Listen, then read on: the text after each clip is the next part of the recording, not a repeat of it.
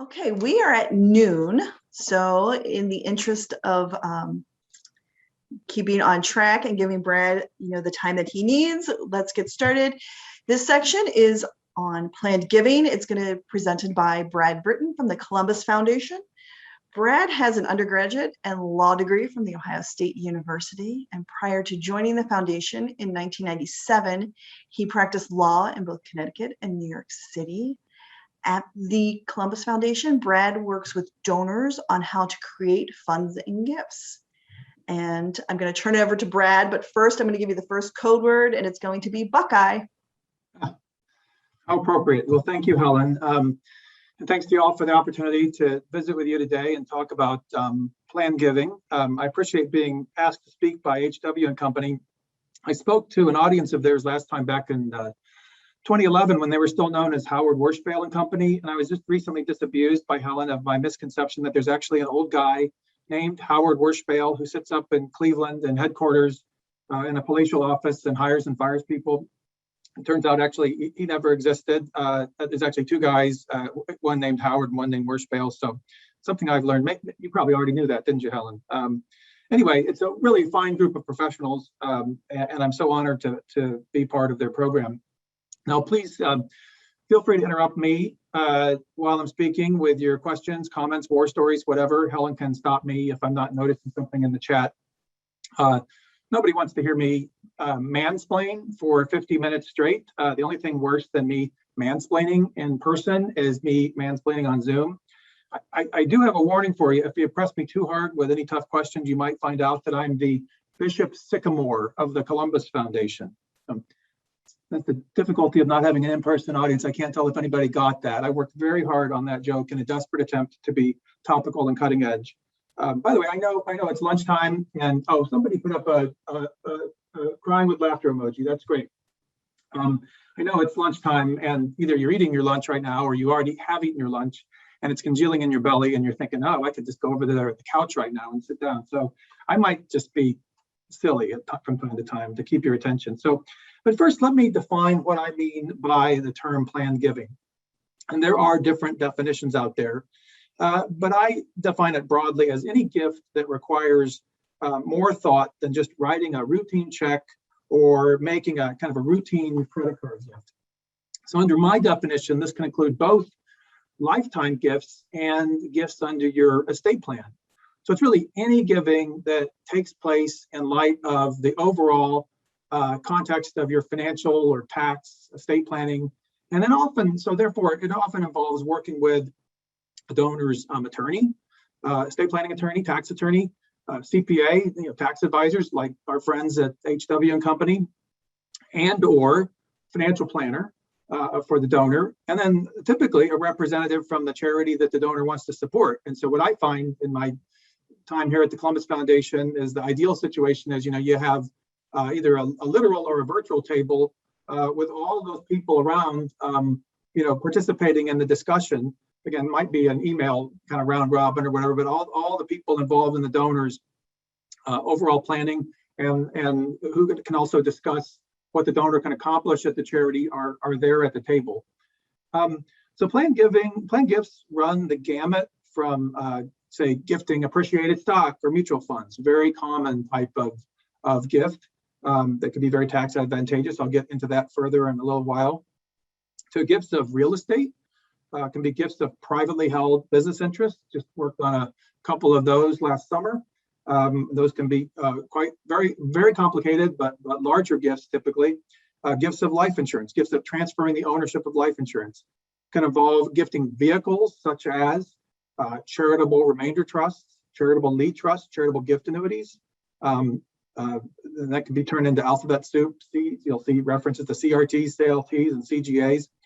Bequests under people's donors' wills, their revocable trusts, their retirement plans. Now, don't worry about remembering every single one of these terms. They're described in my materials that I think either Helen and friends already have shared or will be sharing, and I'll touch more on some of these strategies later. But first, let me just talk a bit about who are planned gift donors. And I am just going to be talking here for a while, and then I'll pull some stuff up on my screen. So you're not missing anything on your screen if you're wondering. I'm just talking. So plan giving donors aren't necessarily what people always think. And just before I go further, let me just ask you. I'll call it a quiz question. Again, I know I'm trying to desperately to keep your attention while you're, downing your ham sandwich or eating your Cheetos or whatever. So let me ask you, and you can post something in the chat.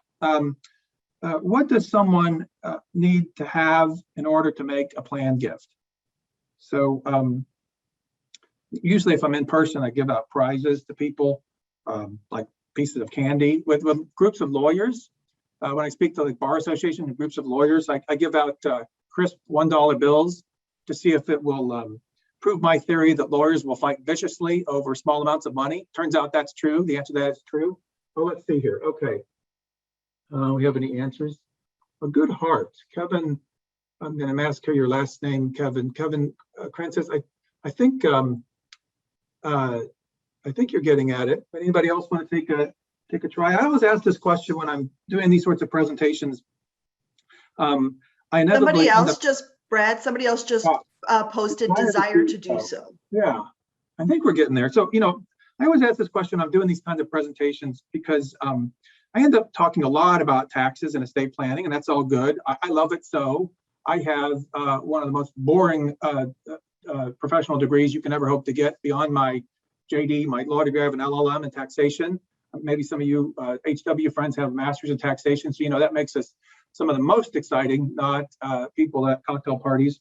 But so I love that stuff, but I don't ever want to lose sight of a fundamental threshold question for charitable giving. So I've been yammering here, see if anybody else has ideas. All right, I'm seeing from a good heart, a desire to give and continue to support the mission of the organization. That's exactly right. What I'm getting at here is charitable intent. So the point being is, even though we're going to talk about strategies for giving that involve tax reduction, you have to start with a desire to help your favorite charities. And this all dovetails with the kind of stuff that Carrie Millard was talking about earlier in her marvelous presentation. I mean, I think I was jumping up and down in my seat with a lot of the things she was saying. I'm glad you couldn't see it. I was off video because it was rather unsightly, but she was exactly right. So you have to start with a desire to help your favorite charities. That has to be the primary motivation, because the tax benefits, all they do is reduce the cost of giving. They don't provide a dollar for dollar offset of your tax bill. Even with the tax benefits, you're still giving something away. I know that's obvious to you tax people out there at HW and company, but I find sometimes that there's a big misunderstanding here on the part of donors, like individual donors. And the other thing they often think is like, well, they have to organize their tax, their giving, so that they can maximize their tax benefits. And many people want to do that. As David said just earlier in the last presentation, he rightly pointed out that is the case. We find at the Columbus Foundation, in my years here, plenty of people who really want to calibrate their deduction to exactly what they're going to get. And that's fine. But there are some people who just say, you know what, I want to help. I want to help with a charity's needs right now. Because there's something big going on, like, I don't know, a pandemic, a global pandemic, and they see needs right now, and it's okay for them to do something that's not tax deductible. I don't know, Helen, are you about ready to shut me down for saying that? Am I in trouble with HW? No, I'll never be invited. It'll be another 10 years before I'm invited back because I said that. No, I know, I think David made the same point, so I'm echoing him. So the conversation starts with the values a donor has and what they care about that brings them to support your organization. So with that, let's just delve a bit more into the motivations of planned gift donors. Now, I'm going to reel off a number of things, and it can be two or more of any of these motivations. Can be complicated. So the first thing is, again, a philanthropic or a charitable motive.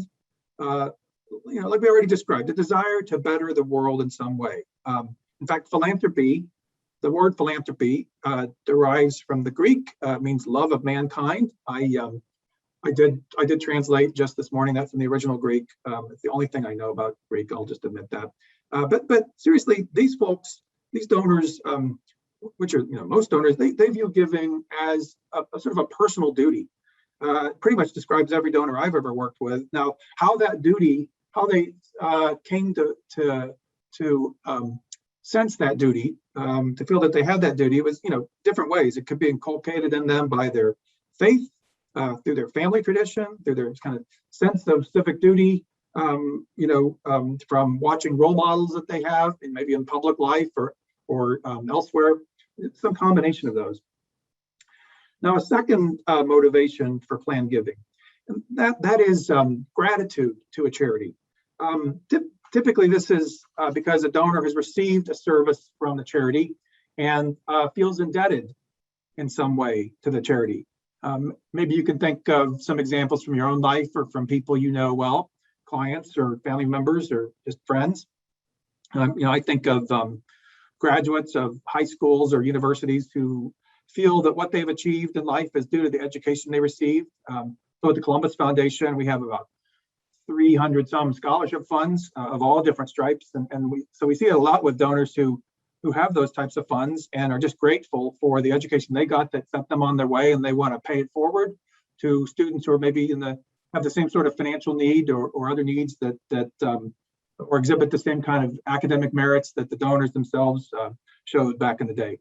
Another example is patients of a hospital or relatives of patients who feel that the medical care that the patient received saved or improved the patient's lives. That's also known as the grateful patient syndrome. Just as one example, we see lots of people come away from here at the Columbus Foundation. We have about 18 out of our 3,700 component funds, nearly 2,000 are donor advised funds. So we see people make lots of grants from donor advised funds to hospice. They come away from an experience with a loved one who was served well by hospice, and then they just come away with intense gratitude. And then so we get lots of grants for various hospices around town, actually around the country, hospices all over the place. Individuals even who receive social services at a rough time. Now, often these folks never get wealthy enough to give, but they sometimes do.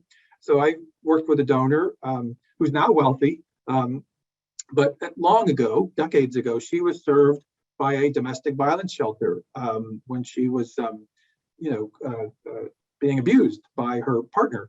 And she was very grateful for the help she got. And now, decades later, she supports shelters with grants from her donor advised fund. Now, a third motivation that's seen a lot is donors who want to honor loved ones. Now, sometimes this is a living person. For example, your friend looks at you and says, "Oh, it's your birthday," or "You're retiring." And they go in your house and they say, "Oh, he or she's they got enough tchotchkes in the house, enough stuff hanging on the walls or on the mantle or whatever." Or they see you every day, and every day of the year you have a new necktie on. You've got enough neckties, or you stop wearing neckties because COVID. Giving to charity can be quite in a significant way, can be quite a moving thing to do for somebody. And often it's maybe even a larger gift. It's to memorialize a loved one who died. I worked with a wonderful donor who is his wife died a year ago or so, and she was a beloved teacher at a school district here in suburban part of Columbus. And not only he, but a number of other people wanted to honor her with a scholarship fund. So they set up a scholarship fund in her name here, and he gave very generously to it, and it supports students from her old school district, and lots of her former students gave to that. She had a very long career as a teacher. Now, fourth motivation, and this is always kind of interesting. I don't think this is obvious to folks all the time. Especially like board members, who are just, I don't know, sometimes people think like the way to raise money, like is galas, or fundraisers. And I don't know. I think as you're seeing, it's about relationships. So the fourth reason really goes to that point, and that's donors who see charity as a family substitute. Now, bear with me here. Now I'm talking about people who maybe have no children, or they have no other close relatives, or they have relatives but they don't like them. Depending on the moment, I feel that way about my children. Anybody with me out there? Just put it in the. Well, you don't have to put it in the chat function. Just call me later. In all seriousness, I worked with a donor who literally left us tens of millions of dollars. It's a fascinating story. Don't have time to tell the whole thing, but he definitely had charitable intent. He has a wonderful charitable plan with us, but he also was, I would say, stewing with resentment at slights that he felt had been perpetrated on him by various relatives. I would say real or just perceived slights, but there it is. And so he chose to leave his entire assets to charity. Now, but he truly had charitable intent too. It had to start with that. And it might be people have no one else who really fits the definition of a quote unquote loved one. So it's not every day by any stretch of the imagination, but I've seen it happen many times actually in my nearly 25 years here at the Columbus Foundation. So there was one wonderful lady I worked with for about 14 years, and she had only cousins who really never paid attention to her. And she was kind of, I guess you could say, a quirky person, also, quite lovable person, but her cousins couldn't get past the quirks. And unfortunately for them, she was quite wealthy. As it happened, she was somebody who actually didn't have a huge, like a high profile, high paying job, but she lived well below her means. And she saved and invested from early on. She worked for the original Ohio Bell. Is one of those people, if you remember from old movies, she started out sticking the cords in the switchboard, that kind of thing, and then moved up as kind of a middle manager. And just kept getting stock and stocking away the maximum in her retirement plans. And eventually, we at the Columbus Foundation became like family to her, and we all knew her name, welcomed her to our various events, listened to her, then just left this wonderful bequest to us. We have another guy, and maybe some of you have stories about this too. I might be telling you what you already know. Another guy who shows up, lives very, very modestly. You'd never guess from how he looks. You never judge people by how they physically appear. You'd never guess from how he looks if you have a stereotype of wealthy philanthropic people that he could do what he's already done with us through lifetime giving and is going to do in an even bigger way through under his estate plans. He is, if you ever watch The Simpsons, he's kind of like that guy, and I say this with love, I really just enjoy this guy. He's kind of like that guy who sells comic books in the comic book store, and his t-shirt doesn't quite reach all the way to his belt. That actually might be true of any of us on Zoom calls these days, who knows? And he comes to the Columbus Foundation, he gets treated beautifully by everybody on staff, and actually all of our other philanthropists who come to the Columbus Foundation pre-pandemic when we were having big events here. And so we're like kind of a family to him. So I'm emphasizing that story because it is not something that's, I think, that well known, but it can happen. Just was at a Life Care Alliance, the charity down here in Columbus that does, among many other things, Meals on Wheels here in Columbus, and Columbus Cancer Clinic, and Central Ohio Diabetes Association. Their CEO at a program I was doing with him was telling a wonderful story about one of their donors who nobody ever dreamed that she had what she had, and she left it all to Life Care Alliance because they just treated her so well. Now, a final motive I want to mention is the motive of, let's call it social standing or prestige, a desire for recognition. I'll put it that way. For instance, the donor who wants their name on a building. You think this is a bad thing? Do you? I mean, do we condemn that, or do we use it? Do we use it for good? I'd say use it. Bear with me here. The Bill Gates example. So this is a guy with, I don't know Bill Gates. He doesn't know me. Doubtful he'll ever hear this. So I'm just gonna say it. He's definitely got a mix of, for sure, a philanthropic motive. I think it seems like he really has a desire to improve global health, including some very generous grant making during the pandemic and education. But it's clearly combined with a desire to burnish his image. And he's had some success with that and using philanthropy, big time philanthropy in that way. So for much of the last decade plus, he's been featured in the media, mainly for his philanthropic work through the Gates Foundation. Now, if you recall, if you're as old as I am, earlier in, say, the 1990s, the early 2000s, he was more known for like the failures of the Windows operating system or antitrust lawsuits that were brought against Microsoft. And more recently, he's had some setbacks due to his unfortunate association with Jeffrey Epstein, maybe his divorce. But I suspect he'll be clawing his way back. to a positive image, in part through using philanthropy. So anyway, you'll see this in the planned gift area.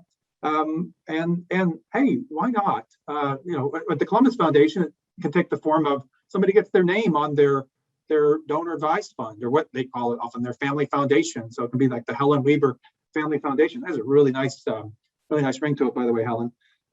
So what's our keyword here? It's not one of your code words, okay? It's just a keyword. Complicated. Complicated is a keyword here. People are complicated, including donors. That's your takeaway today. That's why you paid the big bucks to come to the program today, to find out that people are complicated. And in all seriousness, they're not simple. I may be telling you what you know already. You just have to keep in mind, people can have all kinds of motives, and some of which you might really admire, and other of which, all right, the demographics. I want to talk a little bit about the demographics of planned gift donors. One important demographic aspect is age. They tend to be older. Choosing my words carefully here. They tend to be older. It's not always the case. Certainly here at the Columbus Foundation, we've encountered numerous kind of younger entrepreneurs who are generous, and certainly younger people who have inherited some family wealth. But generally they're older. You're asking maybe what do I mean by older? Well, basically by older, I mean anybody who's older than I am at this point.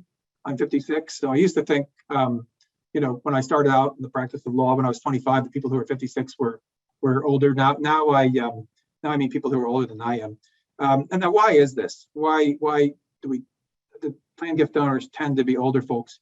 Well, their life experiences often have led them to value charities, like some examples I've already talked about. And also it's typically because they've lived long enough to accumulate wealth and have a surplus that they're comfortable giving away. That they don't need so much anymore for, say, to buy a house. Maybe they're almost done paying off their house, or almost done, or they don't need to pay for a kid's education because the kids have flown in the coop, they've gotten their education, and they're off and running. Another key demographic is wealth. Okay, well, maybe that's obvious, but what we mean by that is, and maybe more subtle though than you might think. What we mean by that is a surplus beyond their own or their family's needs or wants. And that is not subject to some kind of algorithm. That's unique to everybody, to each person. Not only what they think about their own needs and wants, but what they think their family members need or want. I mean, some people might think each of my children needs to have $10 million in order to be fine in life. And then there's other folks who they think their children will get along just fine with not nearly that much. There's no cookie cutter approach here. Another kind of key demographic are childless couples or single individuals. Often they don't want to leave everything to their family members or to their friends. And it's sometimes a revelation that they don't have to leave everything to their family or friends. It isn't just because their niece or nephew comes around and seems to have a sense of entitlement, that niece or nephew really does have a sense of entitlement. And sometimes it's up to we have some good professional advisors like from HW&Co on this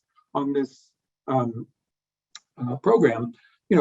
Sometimes it falls to people like you to help kind of do a mindset shift for donors. We have a wonderful attorney down here who's referred dozens of people to us, a estate planning attorney, and she had a 90-year-old client in her office once who was really her only close relative was her 93-year-old sister. And this attorney, her name's Sheila, and 90-year-old client was going to leave everything she had to a 93-year-old sister. And this is a time when the estate tax exemption was much lower than it was, and Ohio still had an estate tax. And Sheila, this is the way I tell it, because I remember her telling it this way. She told me it wasn't quite this dramatic, but she lunged across the table and said, really? Well, you're going to, first of all, subject this to two different levels of estate tax. And don't you have, what are your values? What do you care about in life besides making your 93-year-old sister more wealthy than she already is? And the 93-year-old sister already had her needs totally provided for. So that then led to a fruitful discussion of this client's charitable interests. Another demographic is surviving spouses that might want to honor the wishes of a deceased spouse who was connected to a charity, likely one that played some significant role in one or both of those spouses' lives. I mentioned the attorney. He happened to be an attorney who set up a scholarship fund in memory of his beloved deceased wife, who was a teacher. So that was a very moving, wonderful situation to work on. He would just start talking about her and the scholarship fund, and invariably he just burst into tears.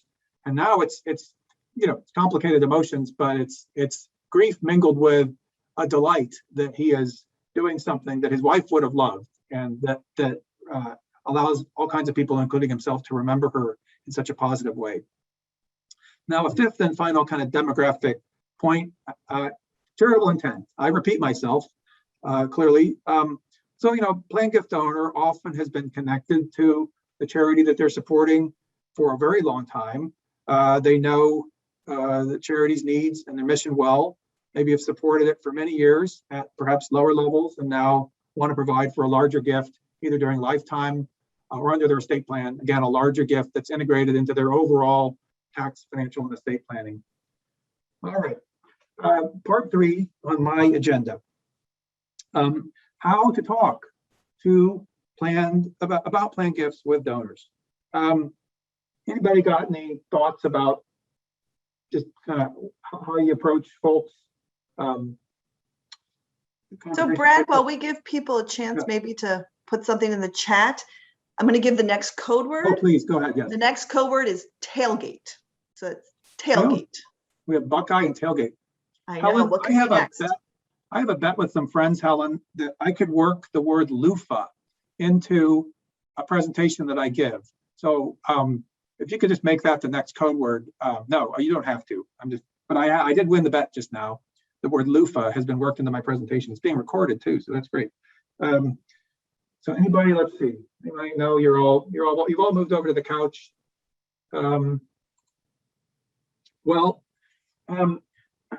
Just one, what not to do. Don't talk so much yourself. Don't talk so much yourself or about yourself. So just as an example of what, we all learn from people about what not to do sometimes as much as what to do. And Ed was in a meeting once with a donor and the donor's attorney and a nonprofit executive. And the nonprofit executive thought the important thing to do was to talk a lot about his, for like an hour, about his diabetic foot and, the history of his diabetic foot and how it was going to be treated. I'm not joking. I mean, this is an extreme example, but he thought it was a time that everybody would be interested in, hearing about his very specific medical problem. That's kind of on the far end of the spectrum, but you've seen it before where like the person from the charity, with maybe the best of intentions, is so eager to get their message across. They've got talking points. They've even got them bulleted on their iPad or on a card, and they got to get their talking points across. But no, thing to do is to listen. Ask questions. Questions such as, what got you interested in our organization and its work? How does giving fit into your life or your family's life? Just kind of general questions about background. You show interest in them as people, as individualized, unique human beings. What I found, probably not a news flash for a lot of you, but I guess sometimes it is, people like to talk about themselves, for starters, donors, potential donors. I mean, I find them quite interesting, and I find it's a kind of a fun challenge to determine what their passions are. I think I'm a would-be male Oprah or male Terry Gross. I know, get over yourself, Brad. But I think it's just to me, it's interesting to find out what people's passions are, and everybody's got something. Even the most introverted person loves something and is articulate about it. There's a donor I worked with over the last couple of years, referred by his accountant, among others, and he's extremely introverted. He doesn't want to make eye contact, even. Totally fine, but he's an electrical engineer by training and profession, and it's initially hard to converse with him, but I found that he loved to talk about and was very proud of his work on transmission lines. And what could be more important, right? In terms of just all of our leading our lives, that we want to lead our lives these days. Ultimately, got him really talking about that, and that led to him also talking about his faith, which is very important to him, and its important role in his life. Eventually, he wouldn't stop talking, but now there's much more easy rapport that we have, and we can talk about his business with him knowing that we don't just care about him because of what's in his pocket. So ask about, just nothing magical here. Ask about the donors, the potential donors' family. What were your parents like? Or what if they have kids? What are your kids up to? Where do they go to school? Or what are they? If they're grown, what professions are they in? Where are you from? How'd you come to live in Columbus? If that's where they're living. Usually there's some interesting story about moves, across the country, or a job, or a love, or something like that. What's your where were you educated? That usually opens up a whole topic of conversation. What was your career? What's your role in life now? What's your job? What do you like about it? What don't you like about it? So you establish a rapport. Hobbies. Everybody wants to talk about their hobbies. It doesn't matter if it's lacrosse or cooking or parcheesi, or I've met with a couple who they play bridge fanatically. I had no idea. Up here, down here, well, maybe not down here for all of you. Here in Columbus, it's the Bridge Center of Central Ohio or something. It's where people get together. I don't know what they're doing during COVID, but they get together in this building on Bethel Road, and all day long they play bridge, and it's a huge thing. I had no idea. So you establish a rapport with folks, and then you can talk about planned giving. Now, this might well take more than one meeting, and ultimately, hopefully will involve the donor's professional advisors. And then you can get into this kind of discussion. I think this ties into what Carrie was talking about earlier, where, you thank people. Maybe that's another topic of conversation. You're thanking them for, their prior gift. And like she was saying, you don't put in that thank you like immediately, okay, and now we want more. You're showing interest in them. But then, can easily, they know why you're there. And just this kind of talk about their own lives can certainly lead them to a discussion of how, well, you've been giving of your time and talent and treasure to our organization for years. So you've already decided, thank you very much, that supporting our mission is important. So would you like to do that in a way that's integrated into your overall, tax, financial, and estate planning? So it works well as possible for you and your family from a tax, financial, and estate planning point of view. Always keeping your eye on the ball. This is me minding the ball. Their charitable intent comes first. And as to estate planning, one thing, there are different ways you can phrase this. If the donor has a sense of humor, you kind of talk like this. Why should your support, your longtime support for our organization, which we're so grateful for, end with the arbitrary moment of your passing from the scene? I hate to be a buzzkill, but there's a story I love about a guy named Chuck Feeney. Maybe some of you have heard of him. He's a billionaire. He was a billionaire. It's kind of the point of the story. He grew his fortune from those duty-free shops you see in airports when you travel internationally. Well, he built a huge fortune, literally billions from that. It was very low key. You didn't read much about him. He had a foundation called Atlantic Philanthropies, and he was anonymous. He really kept his own identity under the covers. But over time, he gave away all the money, pretty much all of his money through Atlantic philanthropies, except for just a few $1 million he has left. I understand he lives in a modest apartment in San Francisco with his girlfriend. But he has a quote that I love, and it's, "There are no pockets in a death shroud." There are no pockets in a death shroud. Okay. Well, again, I'm Mr. Fun Time, but you get the point. It's sometimes helpful to quote prominent people.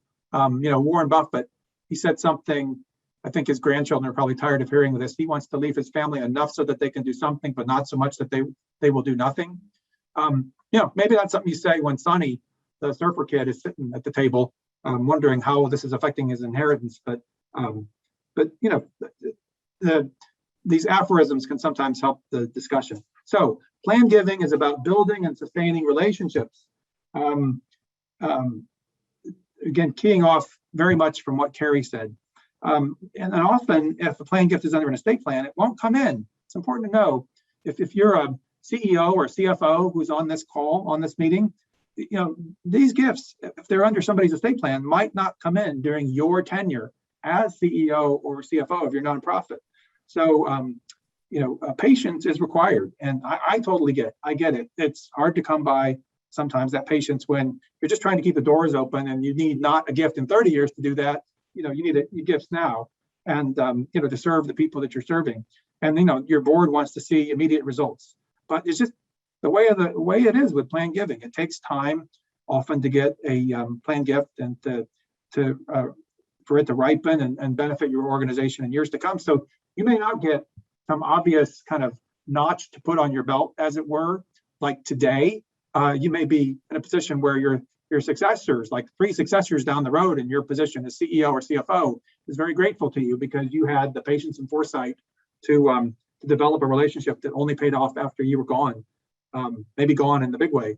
A corollary here, I heard Carrie talk about this, and I was so glad. Try to keep your development staff in place for more than 1 year or 18 months, which unfortunately seems to be the standard tenure in a lot of nonprofits. That just the turnover is horrendous. Sometimes it's because the expectations of money now or on the part of board management are just so unrealistic. So the staff's not given time to develop relationships, and then they leave. And then a potential plan gift donor has to start all over again to develop a relationship with another staff member. That could be pretty frustrating to a donor, and then they can go elsewhere. So, a little bit of a tough message to share, but there, I said it, and I'm glad. Anybody have any reflections on that? Any of you friends out there from nonprofits? And now you're saying, geez, we can't keep the doors open with just the provisions of somebody's will. But, often the discussion is of a blended gifts, blended meaning, they're interested in doing something now, and then they're also interested in providing for you down the road. Again, please jump in if there's any thoughts you have with this. Now, we got a little bit of time left. I want to actually talk about assets and techniques for plan giving. And I'm going to try to share my screen here. Let's see. Okay. Are you seeing that, Ellen, Dave? All right. So I got the— Yes, we see it. Great. The gift planning quick guide here. Different categories of plan gifts. The first are 3 or 4 categories. Outright gifts during lifetime. What we're talking about is gifts that you get now, outright. Gifts, and these be gifts of cash, but not just cash, publicly traded securities that are appreciated, stocks, mutual funds, closely held business interests, could be stock, limited partnership, limited liability, company interest. Maybe that happens before a sale or a redemption or an initial public offering. We've seen that happen here several times. A gift of the ownership of life insurance, gift of real estate, more rarely tangible personal property. These are assets that you can actually touch that aren't real estate, is how I put it. Artwork, jewelry, very special tax rules for those. Second category is outright gifts at death. So the most familiar are bequests that people make under their wills. You always hear people talk about, I got to do my will, I got to do my will. But that's not the be all or end all. There's also bequests under their revocable living trusts. These are often supplements or substitutes for their will. These revocable living trusts might be funded, assets might go into them very deliberately prior to death in order to avoid the probate process that you go through with assets passing under a will, and also to allow for a convenient management vehicle for a donor. If they become incapacitated, they could be their own trustee, and then if they become incapacitated, then a successor trustee can come in and manage the assets. It does away with the need as to those assets to deal with a power of attorney and that kind of thing, or guardianship. Now, another quiz question for you. This is a quick answer quiz question. Are these the only ways to leave assets outright at death? Go through a will or through a revocable trust? Is there something else out there? I'll just wait a second here. If anybody wants to jump in. Is there another way that people hold wealth these days that pass in a different manner? Let's see. I've lost my ability to read chat. I'm going to wait like 5, 4, 3, 2, 1. Okay. I'm talking about our retirement plans. So these pass pursuant to what you put on a beneficiary designation form, that innocent looking beneficiary designation form that, often you fill out at the first day on a job or at the bank or brokerage firm or whatever, and you put down your beneficiaries. You don't think about it that hard because it doesn't have the ceremony. There's not as much paper as with a will or a revocable trust. But so many people have retirement plans whose assets dwarf what would pass under their will or revocable trust. I mean, this is true for many of us working stiffs who have been in the workforce for years, like decades in my case, and because my wife and me. I mean, what I have in my 401k plan, my IRAs, is way larger than anything that will pass under my will if I were to leave the scene today. So we're talking about 401k plans, 403b plans that you might have at a nonprofit, certainly IRAs, really any kind of deferred compensation. All of these have some sort of built-in income tax bill. I'm not talking about estate tax, but so if their estate tax is repealed, this is still an issue. So all of these retirement accounts have a built-in income tax bill if you leave them to an individual, but not if you leave them to a charity, which is, what is a charity? It's, among many other things, a charity is tax exempt. It's income tax exempt. So these are very tax efficient assets, income tax efficient assets to leave to a charity. It's typically actually best for a donor to use these assets first if they've decided to provide for charity under their estate plan. The technical tax name for this stuff, it's IRD, income in respect of a decedent. That's a rather bloodless way of describing it. But just think, these things come if you leave them to an individual, your son, daughter, niece, nephew, cousin, whatever, friend, they come with an income tax bill for that person. Whereas you leave them for charity, it could be $1 billion. It doesn't come with any income tax bill. So, really the first, if a donor says, "Oh, all I got are these retirement plans," I'm like, "Oh, great. Let's talk to your tax advisor, your financial planner, because this is really the most tax efficient way for you to leave something charity at death." It also can be very logistically efficient. For these types of gifts, in lieu of all the paper and ceremony around the will drafting and executing a will or a revocable trust, you just complete a beneficiary designation form, a new beneficiary designation form. Now you need to get from the charity, maybe work with your financial planner and make sure you got the right form and you put the right information on the form.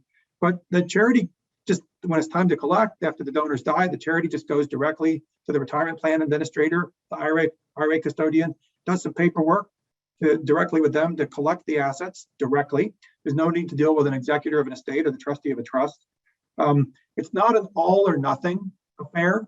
The donor can easily break up a retirement plan amongst charity and any individual loved ones. So it could be 90% to individual loved ones and 10% to charity, or vice versa, or anything in between. But it could be exceedingly easy to just show that on a beneficiary designation form.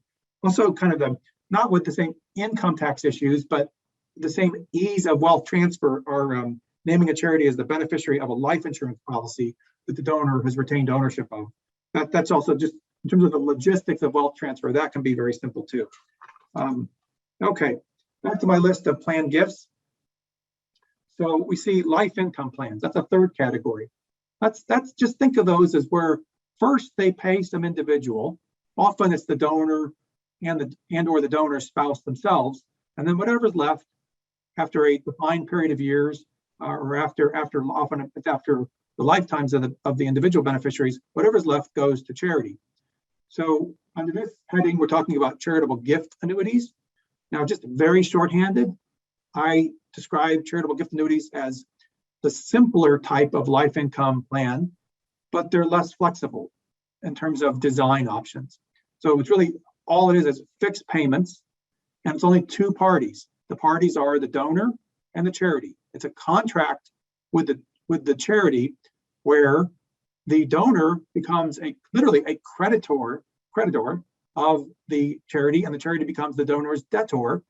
An obligation to make defined fixed dollar payments, but they are well below what actuaries expect. Those payments are well below what actuaries expect is the amount of the assets given and any return on that. So generally speaking, the charities, and there's exceptions to this always, but what the actuaries target when recommending payout rates is that about half. If the donor lives to their life expectancy, about half of their original gift will be left. Another option is charitable remainder trusts. Now, these are more flexible in design, much more flexible in design than charitable gift annuities, but they're more complicated. And they're also more expensive to set up and administer. There's two flavors. There's the two basic flavors, and within one of these flavors, there's some sub flavors. There's the charitable remainder annuity trust, which involves fixed payments. And then there's the charitable remainder unit trust. Unit trust means there's variable payments that are measured as a percentage of the fair market value of the assets in the trust as redetermined each year. And with one of these charitable remainder trusts, like I said, more complicated. There are three parties. There's the donor making the gift into the trust. There's the trustee who's administering the trust. This happens outside of the charity. And then there's the charity, maybe one of your organizations that's the beneficiary at the end. It's called a charitable remainder trust. You get the remainder, you get what's left after the individual beneficiaries, often the donor, him or herself, maybe the donor's spouse, are deceased. So more complicated, but these can be very large gifts that ultimately come to a charity.